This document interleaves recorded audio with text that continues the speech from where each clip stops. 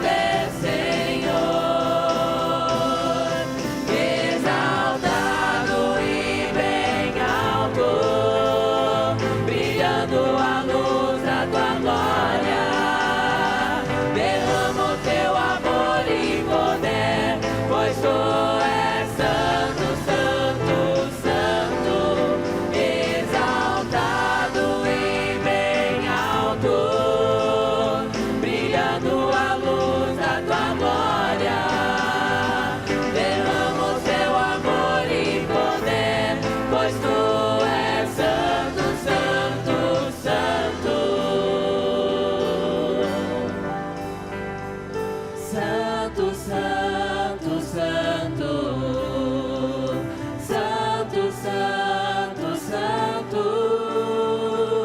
Santo, Santo, Santo, quero te ver. Santo, Santo, Santo, Santo, Santo, Santo, Santo, Santo, Santo, quero te ver. Quero te ver. Quero te ver. Quero te ver.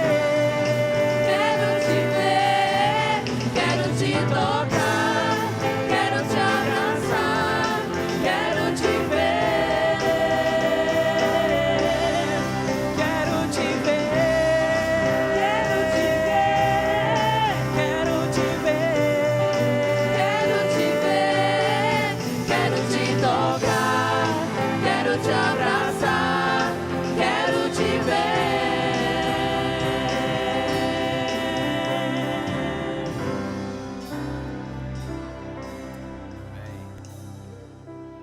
Amém, Senhor.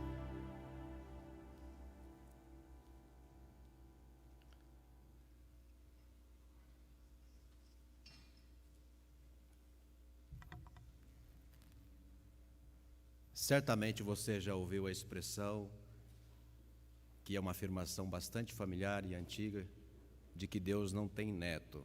Você já ouviu a expressão? Óbvio, por mais fé que a sua mãe, que a sua avó, que a família de várias e várias gerações, da qual você nasceu e tantos testemunhos ouviu, pode baixar um pouquinho, Liliane, obrigado. Se você não tiver um encontro pessoal com Jesus, na tradição presbiteriana, se o seu nome não estiver lavrado no coração de Deus, por melhor religioso que você seja, você não estará com o Senhor na eternidade. Porque o encontro com Jesus precisa ser pessoal. É o que eu creio e é o que me ensina a Escritura.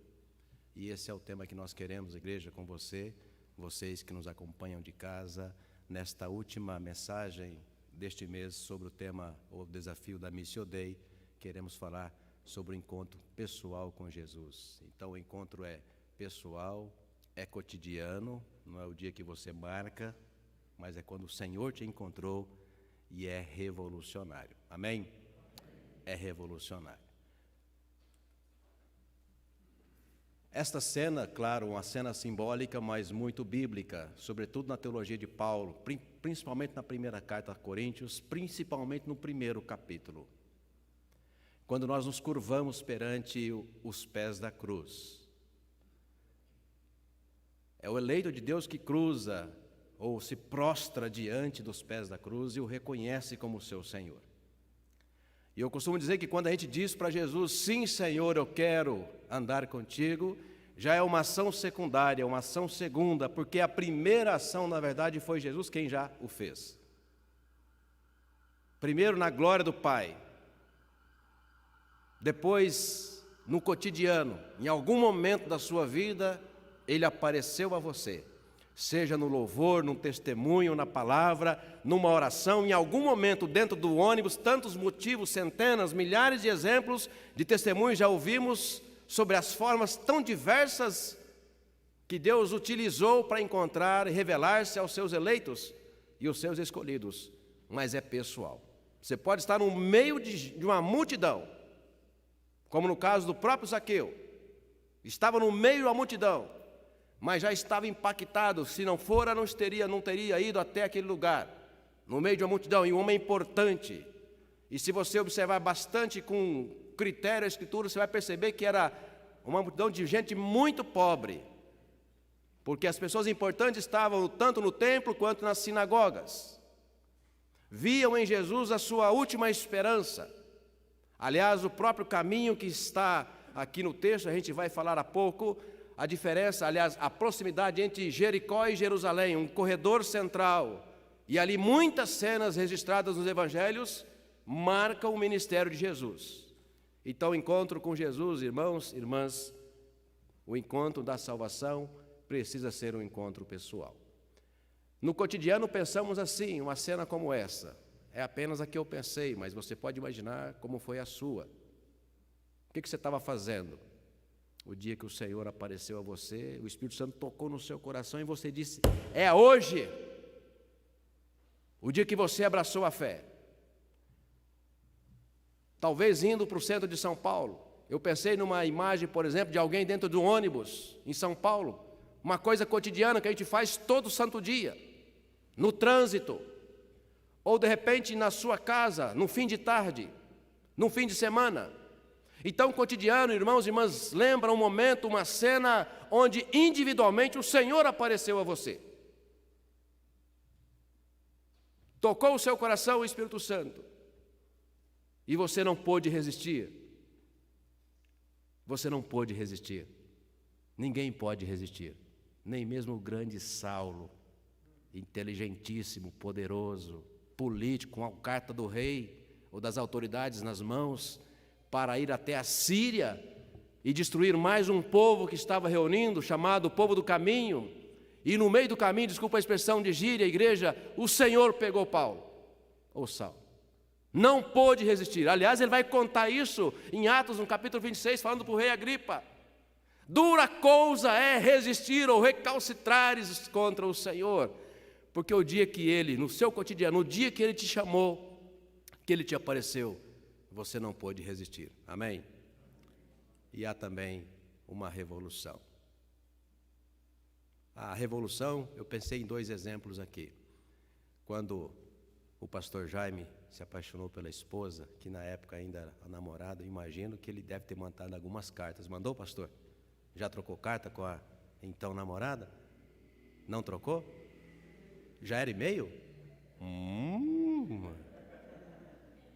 Milton, Cleide, meses trabalhando fora, imagino, 30 anos atrás, todo mundo mandava carta.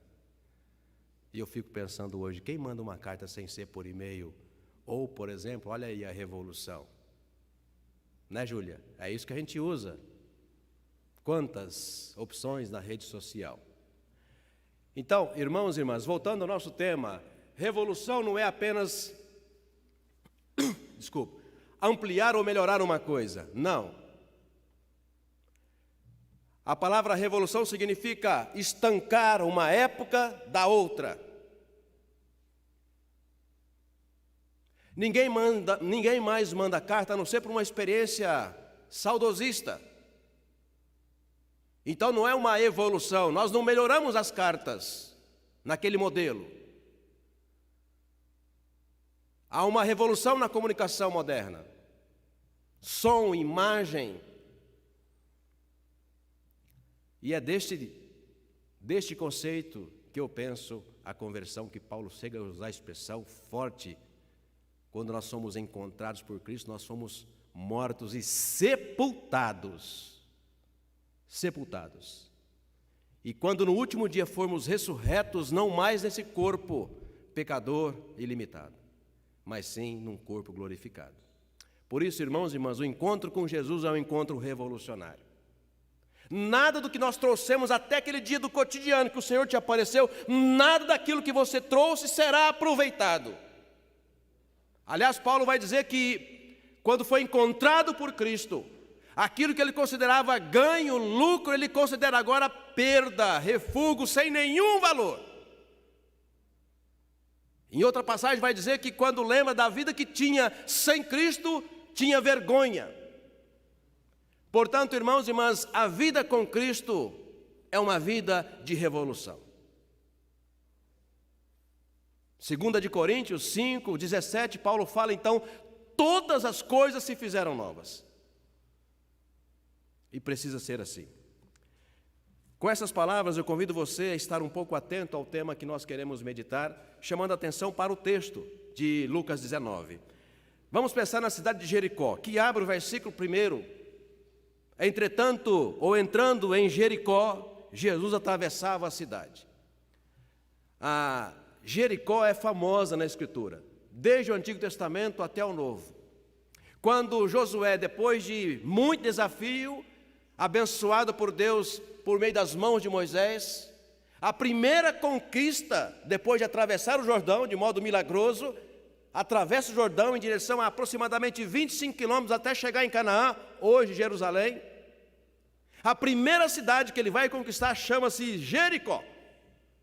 E o texto é lindo porque aquela multidão marchando em volta dos muros, e nós cantamos aquela história. E durante 7 dias, Deus concede aquela cidade a Josué com o seu exército, com o seu povo, marchando em direção a Canaã. É esse mesmo lugar que muito mais tarde, Jesus também vai fazer várias vezes o mesmo caminho, de Jericó até Jerusalém, ou de Jerusalém até Jericó.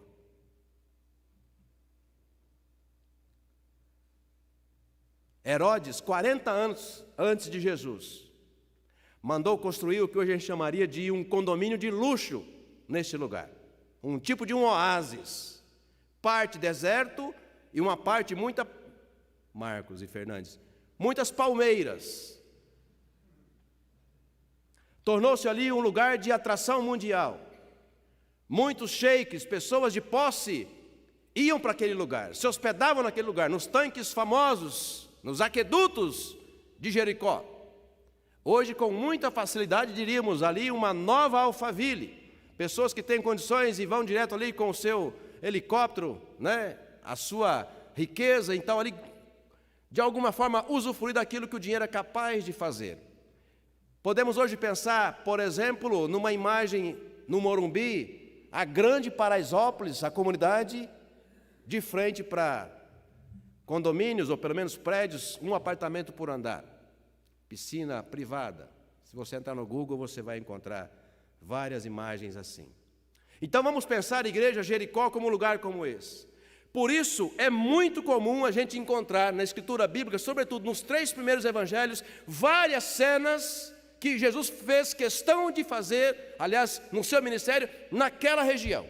Entre Jericó e Jerusalém, entre Jerusalém e Jericó. Portanto, indo e vindo várias vezes. Vamos pensar nessa cena. Portanto, é comum, ainda hoje, em lugares onde há muitas pessoas de posse, um comércio forte, é comum você ter muitas pessoas pedindo.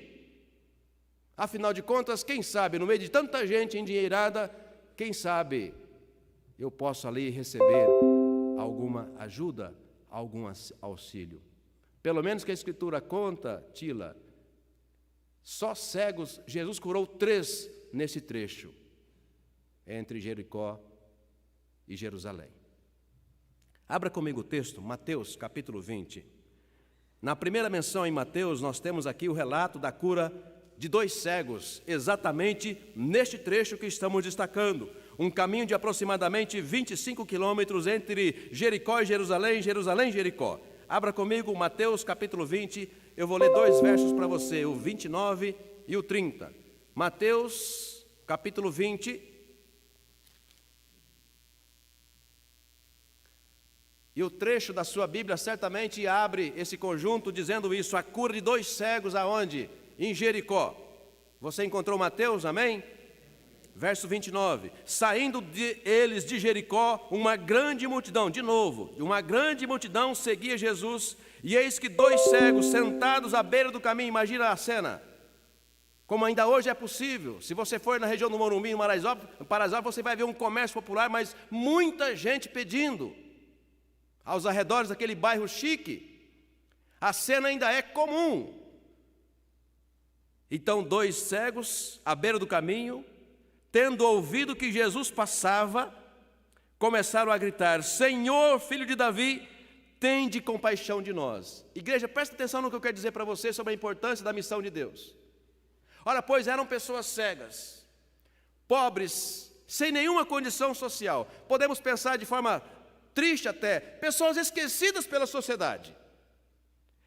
Mas o que me chama a atenção, toda vez que eu leio essa cena, se eles eram cegos, não tinha tanta familiaridade, porque afinal de contas, não andavam atrás de Jesus.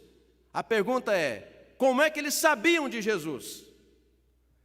Para mim, igreja, com toda certeza, algum diácono, algum presbítero, algum anjo de Deus mandou ali para dizer para aquela pessoa, ou para aquelas pessoas, aspas, desvalidas, quem era Jesus. Missão de Deus. Então passava Jesus naquela região, nesse mesmo corredor. Eles, vamos imaginar, Diego, ouvem o tropel e imaginam, só pode ser Jesus. Imaginam a multidão marchando, mesmo que você de olhos fechados, só pode ser Jesus. Então gritam, Jesus, filho de Davi, tende compaixão de nós. E Jesus, como vocês sabem, os cura. Marcos capítulo 10, no mesmo lugar, uma outra cena, também mais um cego. Marcos capítulo 10, vou ler para você, versos 46 e 47. Marcos capítulo 10, 46 e 47. Agora o trecho da sua Bíblia vai dizer: a cura de um cego em Jericó, e este chamado Bartimeu, cego bastante conhecido da Escritura. Você encontrou Marcos 10, verso 46. E foram para, de novo, Jericó. Quando Jesus saía de Jericó, juntamente com os seus discípulos e numerosa multidão, de novo, Bartimeu, um cego, mendigo, filho de Timeu, estava sentado à beira do caminho, e ouvindo que era Jesus, o Nazareno, começou a gritar: Jesus, filho de Davi, tende compaixão de mim. Mais um curado. E agora, mesmo em Lucas, só que no capítulo anterior. Não, desculpa, ainda não. Lucas, no capítulo 10. Lucas, no capítulo 10, uma cena ainda muito mais conhecida de todos nós, também na região de Jericó. Lucas, capítulo 10, você encontrou? Eu vou ler o verso 30, olha só. Jesus prosseguiu dizendo: um homem descia de Jerusalém para onde, igreja? Jericó.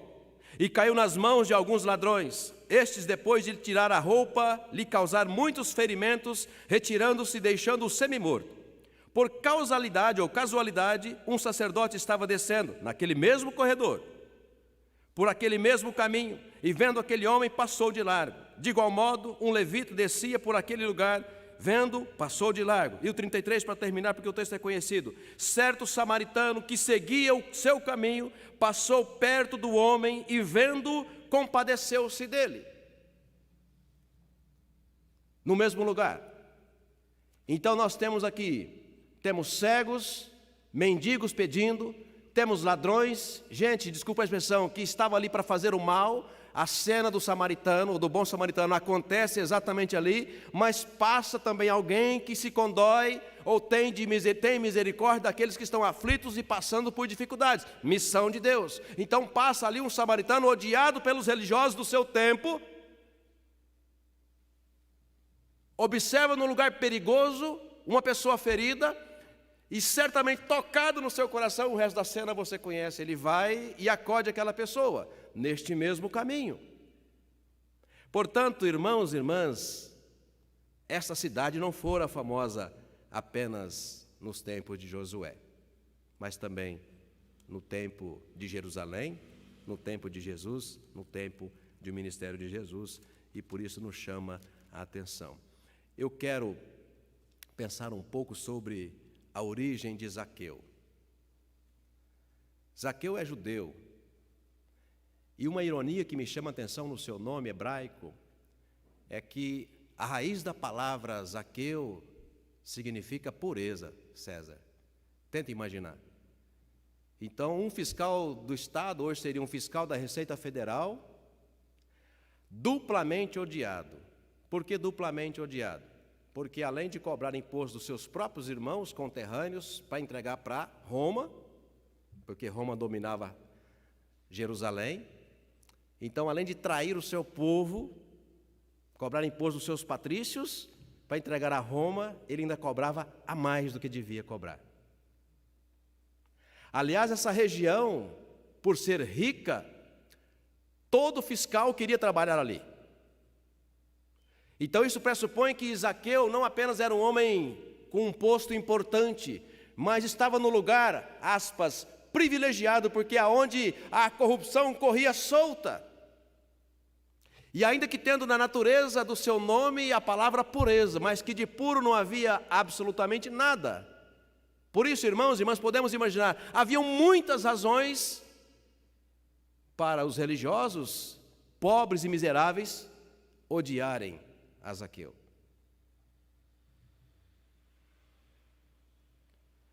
Mas o que nos chama a atenção em toda a carta, aliás, o Evangelho de Lucas, pelo menos eu vou destacar para você 3 cenas que eu fico sempre pensando, o que será que Lucas, o evangelista, que é o evangelista, vamos dizer, um pouco mais tarde, não viu Jesus, ele fez um trabalho de repórter, Guilherme, basta você ler o capítulo 1, quando ele fala, né, que resolveu dar por escrito a Teófilo depois de acurada investigação, ou seja, ele trabalhou muito, ouvindo ainda pessoas que tinham sido ouvintes de Jesus, que andaram com Jesus, ele fez um trabalho de repórter, de investigador, de um historiador, de um jornalista, e depois de pronto, inspirado por Deus, ele coloca a sequência do seu evangelho. Mas o que sempre me chama a atenção no texto de Lucas, aliás, no livro todo, 3 cenas. Parece-nos, Milton, que Lucas quer nos escandalizar na nossa fé. Porque há 3 citações de conversões que Lucas coloca, que a gente diria, por que será que Lucas coloca a conversão dessas pessoas? Só fiscal do Estado corrupto foram 2.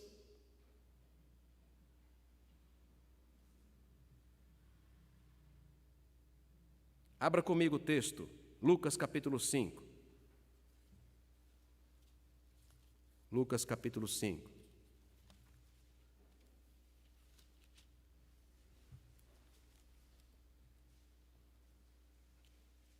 Lucas capítulo 5, eu vou ler para você o verso 27, ou a partir dele. Você encontrou? O título desse texto aí diz, o chamado de Levi, ou você pode em Mateus traduzi-lo também como Mateus, trata-se da mesma pessoa. Depois disso, Jesus saiu e viu um publicano, de novo, aí publicano é o cobrador de imposto, chamado Levi, sentado aonde? No posto de serviço.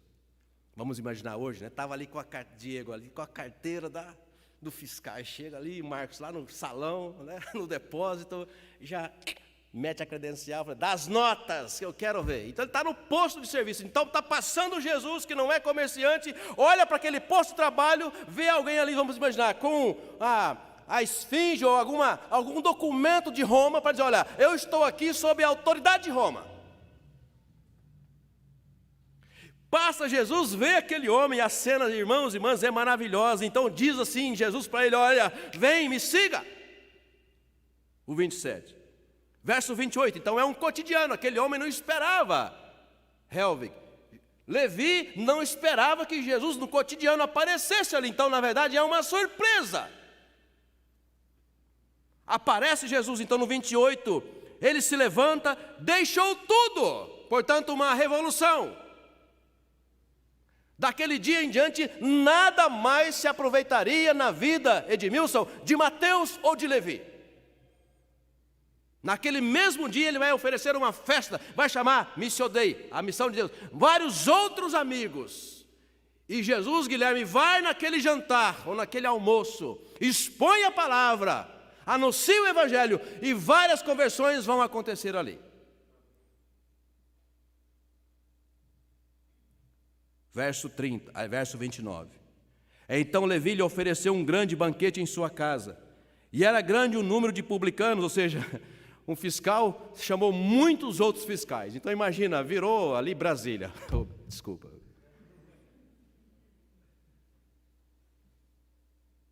Muita gente. E outras pessoas que estavam com ele à mesa. E de novo os religiosos, no caso hoje seríamos nós, 30, os fariseus e seus escribas murmuravam contra os discípulos de Jesus, perguntando, por que vocês estão nesse lugar, desculpa a expressão, fedorento, onde nada escapa? Por isso nós cantamos há tantas décadas no Brasil, ainda que numa composição de um católico, um padre, olhar como Jesus olhou. Esse é sempre o nosso desafio. Cantou o Padre Zezinho tantas décadas no país, né? Olhar como Jesus olhou. Naquele jantar, Jesus entrou porque quando ele vai na coletoria e encontra aquele homem, ele olha como Jesus. Ele vê o coração. E coisa que ninguém de nós é capaz de ver, Jesus viu.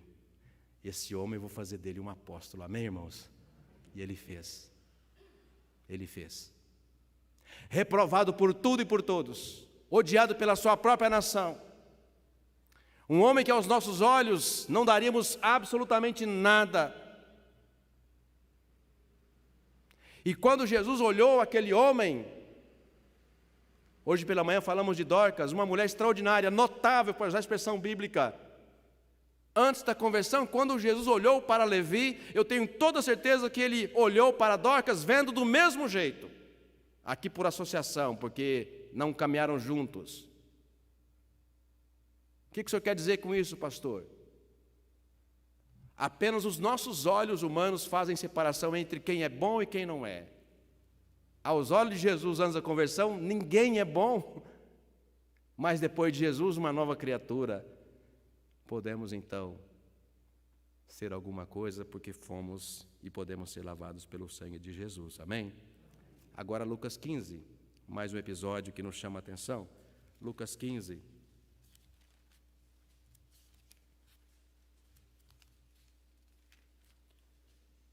Verso 1 até o verso 4. O texto também é conhecido.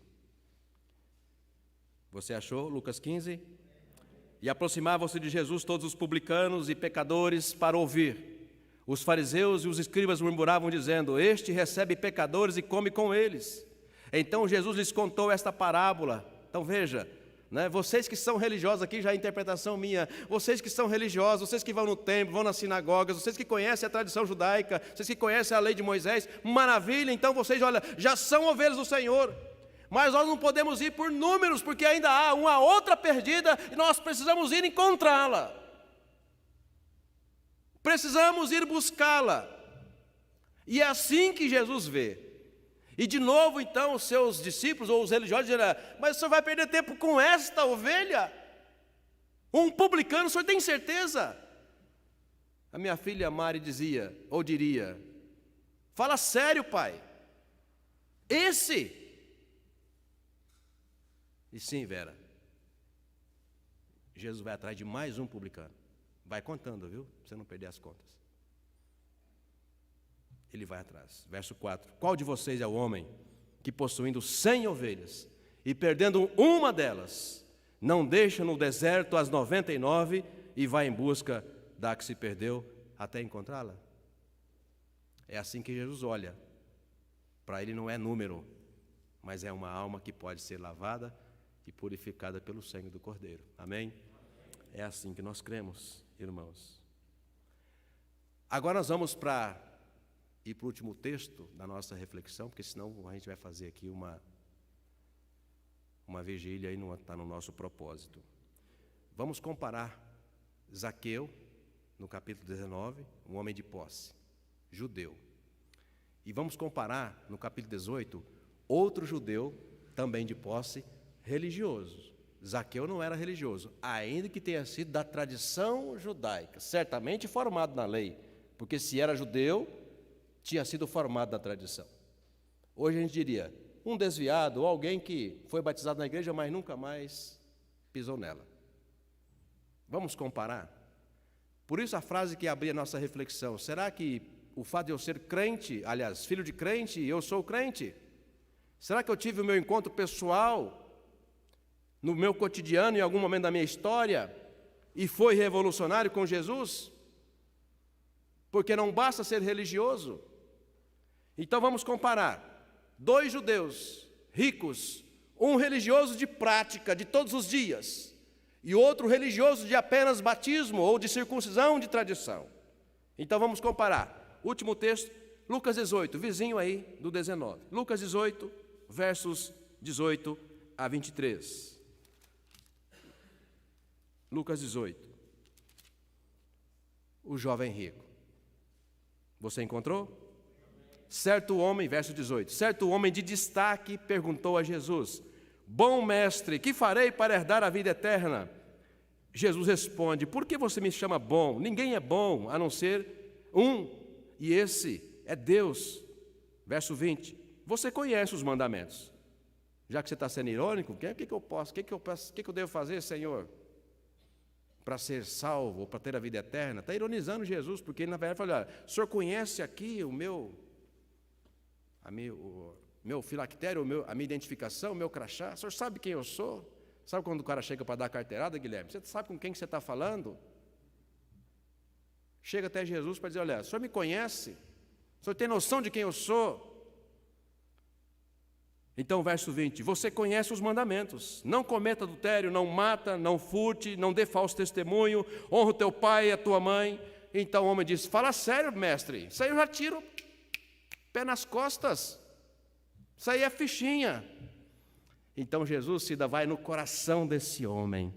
Por isso, Lília, nós cantamos a canção maravilhosa que eu te pedi. Jesus vai lá no coração desse homem cheio de si mesmo e fala: te falta uma coisa para fazer. Ele vai dizer, 22, ouvindo isso, Jesus disse: uma coisa te falta. Dê o dinheiro aos pobres, o seu dinheiro aos pobres, e você terá um tesouro nos céus. Depois venha e me siga. Mas ouvindo ele essas palavras, ficou muito triste, porque tinha muito dinheiro. E disse Jesus no Sermão do Monte: aonde você tiver o seu olho, o seu olhar, ali estará o seu tesouro. Você pode comparar agora esses dois judeus, um religioso praticante, um outro odiado, porque ainda que judeu, era um fiscal corrupto. Então essa é a cena que vai, depois de provocados por Lucas, irmãos e irmãs, desde o capítulo 5, essa é a cena que Lucas quer que a gente entenda quem é Zaqueu. Quem é Zaqueu? Ou o que Lucas quer dizer sobre Zaqueu? O que aconteceu com um homem importante como aquele? E certamente, Missiodei, alguém também à semelhança dos 3 cegos, Bartimeu e os outros 2 que foram curados no mesmo lugar, em outros tempos, num outro cotidiano, também foram curados por Jesus. Alguém também certamente havia falado já para Zaqueu num outro tempo quem era Jesus, a ponto de deixar os seus afazeres, o seu cotidiano. Um homem importante se submete a uma condição, aspas, humilhante, porque afinal de contas ele vai no meio de uma multidão pobre, de gente sem dinheiro nem beira, como diz na tradição, porque ele simplesmente queria ouvir mais ou ver diretamente a Jesus, a ponto de se submeter a uma cena ridícula, vamos imaginar, de subir numa árvore, porque era assim do meu tamanho, não como o do César, né, César? Inveja santa, né, César? E para olhar Jesus, imagina uma cena ridícula, né? Pô, um cara que está fazendo aí para ver Jesus.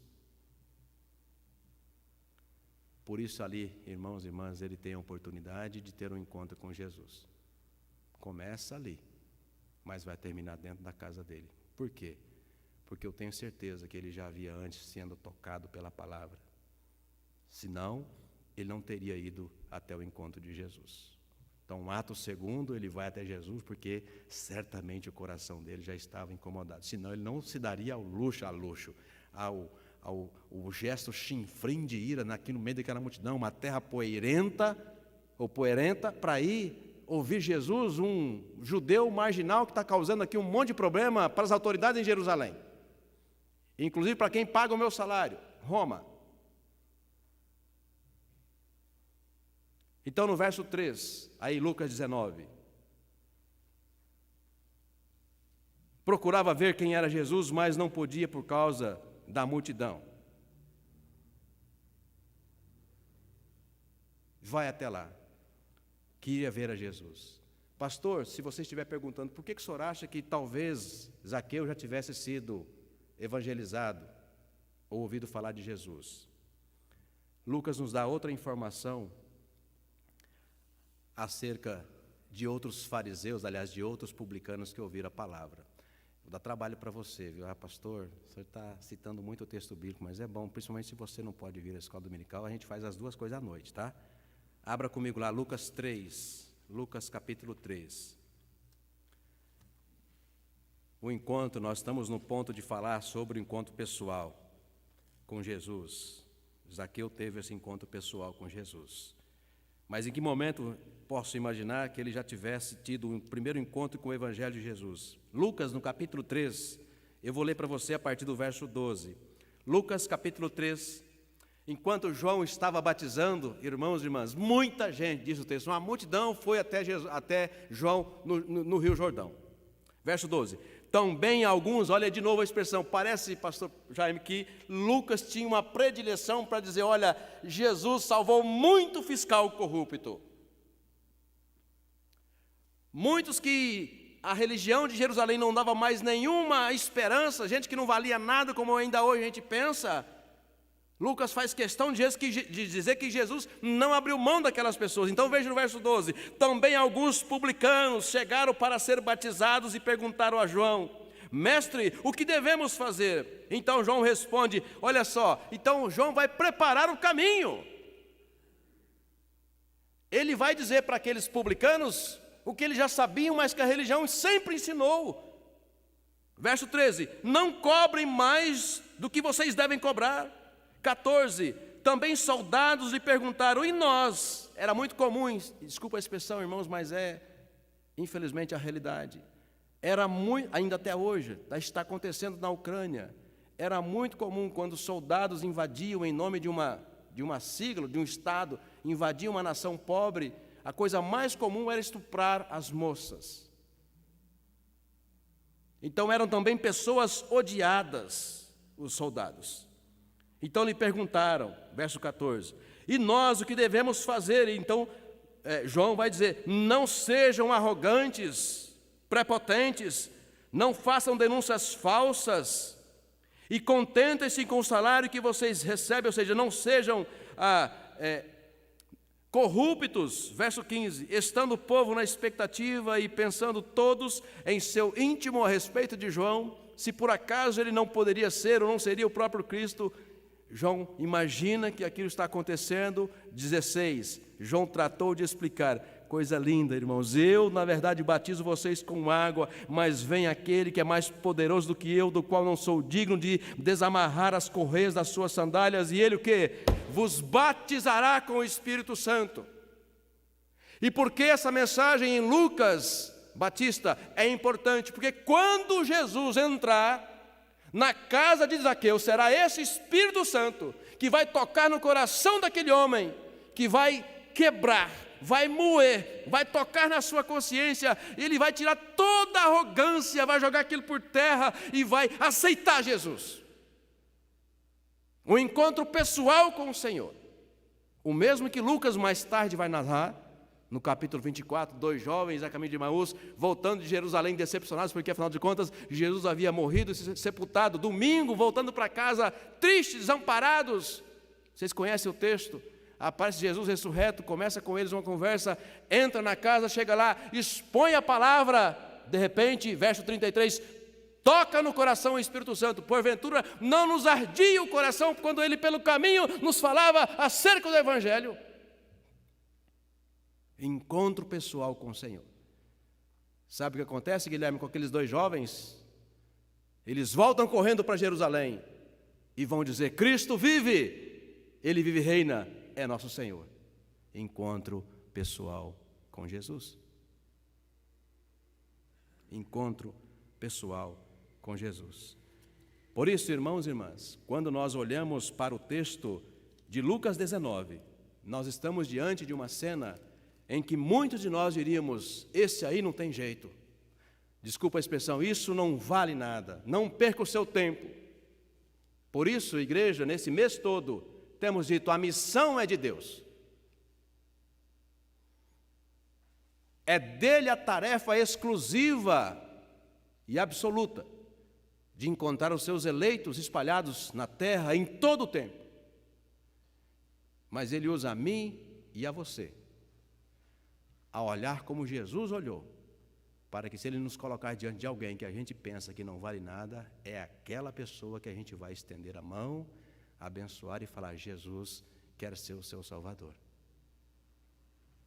É isso que nós aprendemos no texto. João 16, 8, você não precisa de achar o texto, você sabe. Jesus anunciando para os seus discípulos, quando viesse o Espírito Santo, essa seria a sua tarefa: convencer do pecado, do juízo e da justiça. João 14, quando ele vier, o Consolador, o Espírito Santo, ele vos ensinará todas as coisas que como legado recebemos de Jesus. E é isso que nós cremos, é isso que nós pregamos. Partindo para o final da nossa meditação, agora é a hora que você diz, ufa! O encontro com Jesus no cotidiano. Verso 5, texto de Lucas 19, verso 5. Quando Jesus chegou àquele lugar, olhando para cima, disse: Zaqueu, desce depressa, porque me convém ir à tua casa. Ainda no verso 7, um pouco mais abaixo. Todos os que viram isso murmuravam, dizendo que Jesus tinha se hospedado com um homem pecador. Para essa cena, irmãos e irmãs, eu quero desafiar você a pensar o seguinte: quando nós estamos na casa do Senhor, quando você está na sua casa, com a sua família, quando você tem a liberdade de adorar a Deus, de ler a palavra, de dar testemunho, maravilha, isso é muito bom, porque nos alimenta espiritualmente. Isso nos ajuda a perseverar na fé. Mas a maioria dos desafios que Jesus deixou para os seus discípulos é de pregar aonde?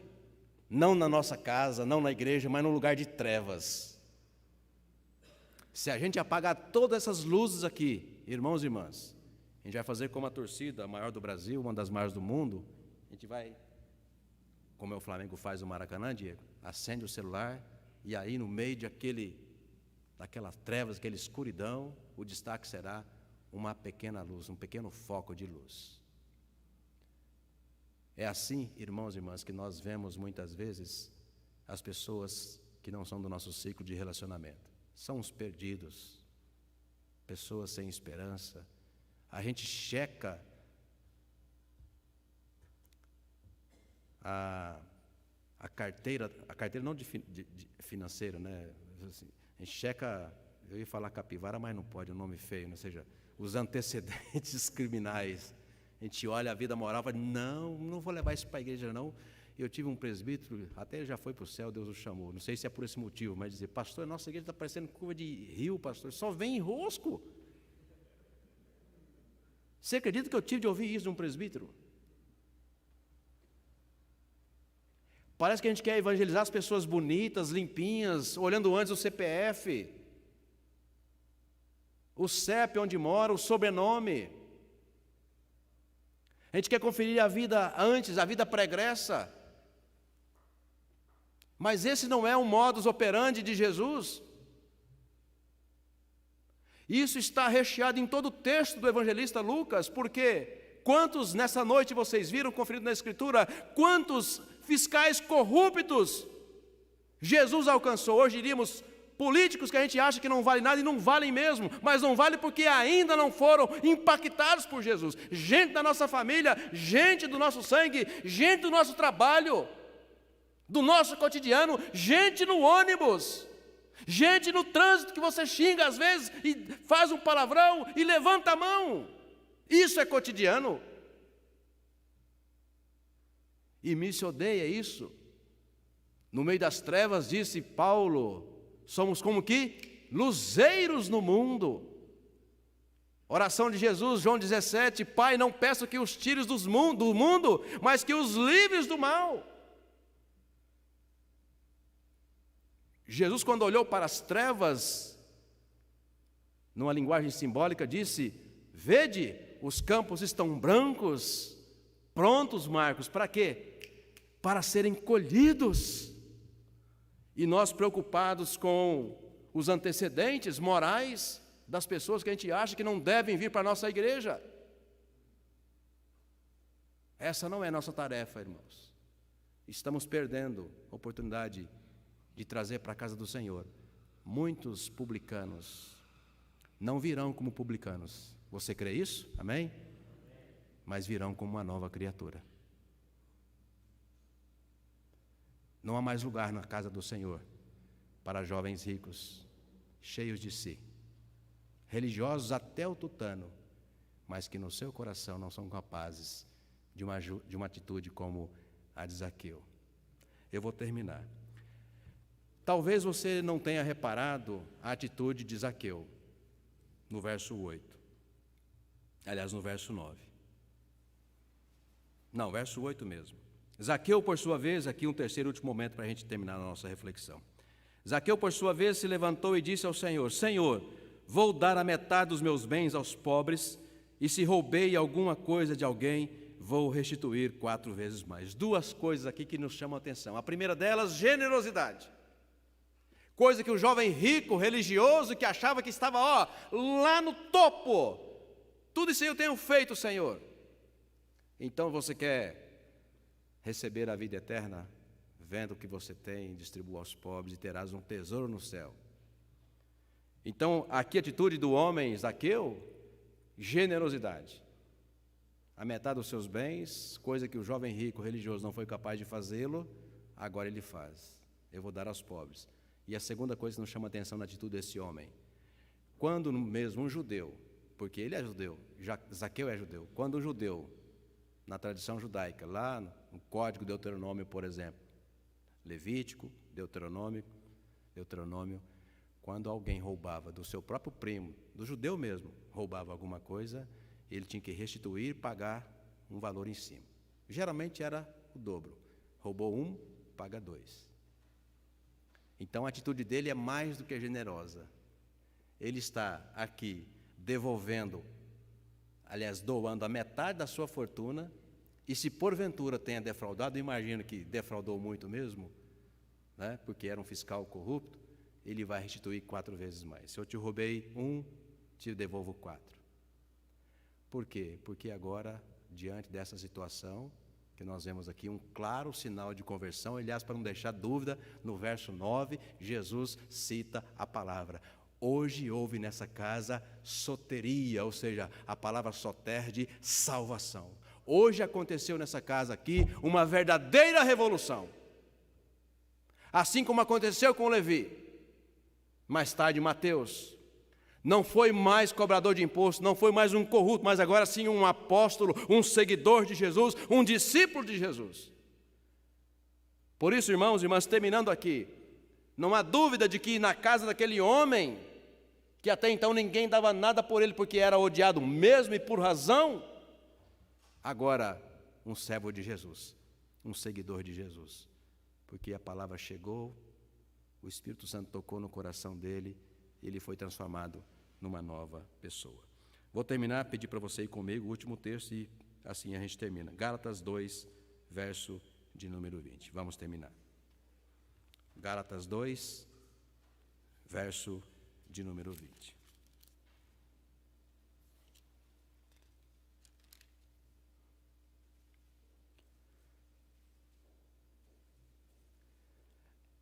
E eu penso que esse texto, que é bastante conhecido, o verso 20, certamente foi o que passou a ocupar o coração de Zaqueu, depois daquela nobre visita transformadora e revolucionária na sua casa. Você encontrou Gálatas 2, verso 20? Logo já não sou eu quem vive, mas Cristo vive em mim. E esse viver que agora tenho no corpo, vivo o quê? Pela fé no Filho de Deus que me amou e se entregou por mim. Por que é importante Paulo dizer aqui no meu corpo, que é com o corpo que você vive no dia a dia? Ou você vai no ônibus, no seu carro, no trânsito sem o corpo? Se for misericórdia, hein? Então ele fala, é com esse corpo. E esse corpo não fica só na casa de Deus. Esse corpo não fica só na minha família, onde todo mundo é crente, glória a Deus por isso. Não, esse corpo vai no meio de gente que não vale nada. Nas trevas, no trabalho, em muito lugar. Então é nesse mesmo corpo que Deus nos deu, nele nós vivemos, nele nós existimos, nele nós respiramos, nele, Romanos 12, nós glorificamos ao Senhor, mas nele também nós somos instrumentos nas mãos de Deus, para que Deus faça a sua missão. E não é a Deus, aliás, não somos nós quem dizemos para Deus, olha, Senhor, esse aqui tem um bom currículo, o Senhor pode salvá-lo. Não. É Deus quem vai colocar no seu caminho as pessoas que Ele já encontrou e quer transformá-las. Amém? Feche seus olhos, vamos orar. Em nome de Jesus, Senhor, obrigado por esta hora de reflexão na Tua Palavra. Como igreja, ó Pai, nós queremos todos os dias, em nossas orações e louvor, dizer em alto e bom som, Senhor, estamos prontos como igreja para acolher as ovelhas que nós temos toda a certeza de que o Senhor há de trazer para este santo lugar. Com elas, Deus, queremos louvar o Teu nome. Com elas, Pai, queremos testemunhar, ó Deus, os grandes feitos do Senhor. E com elas, Senhor, queremos partilhar da mesa da comunhão. Estamos prontos, Deus, cumpra em nós e sobre nós a Tua palavra de Atos 2:47. Em nome de Jesus, Senhor. Amém.